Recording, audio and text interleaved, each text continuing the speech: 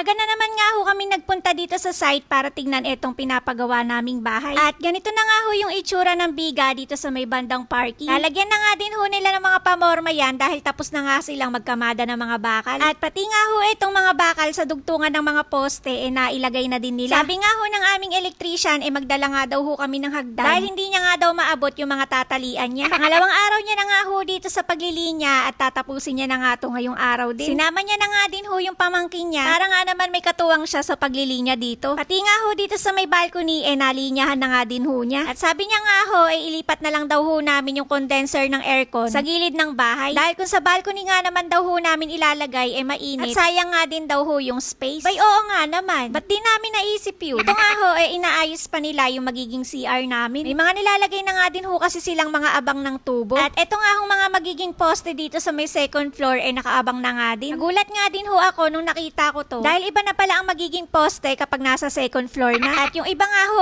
may mga nakaabang na din na anilyo. Pagbalik nga ho namin ng hapon may mga ginawa silang poste para sa bakod. Meron na nga din ho mga bakal pahiga na nakatali sa mga GI pipe. At nakita ko nga na may nakatayo na palang poste dito sa bakod. Inabang na nga daw ho nila to para pag sumobra nga daw ho yung ready mix na in-order namin dito nga ibubuhos. At para hindi nga daw ho masayang dahil itatapon nga lang daw ho yun. Pati nga ho etong biga sa parking nalagyan na nga rin nila ng mga pamorma. Sobrang dami nga ho nilang nilagay na bakal para ipang suporta nga sa mga GI pipe. At sana nga habang nagbubuhos wala nga maging problema. Meron na nga hong kumontrata sa amin na ready mix. At mainam na nga lang dahil meron silang mga 6-wheeler truck. At 4 na 6-wheeler truck nga daw ho yung kailangan para mapunan yung 17.5 cubic. Ang problema yung isang truck nga daw ho sira. Kaya ang mangyayari ho pagkatapos daw magbuhos ng isang truck babalik daw ho ulit sa planta para mag-refill. Pero hindi naman daw ho yun malayo dito. Alam ko nga ho kasi isa't kalahating oras lang napapanis na yung semento. Kaya tinatanong ho namin kung malayo ba dito o malapit lang. At hindi naman daw ho mapuputol yung pagbubuhos. May salamat! At sabi nga nila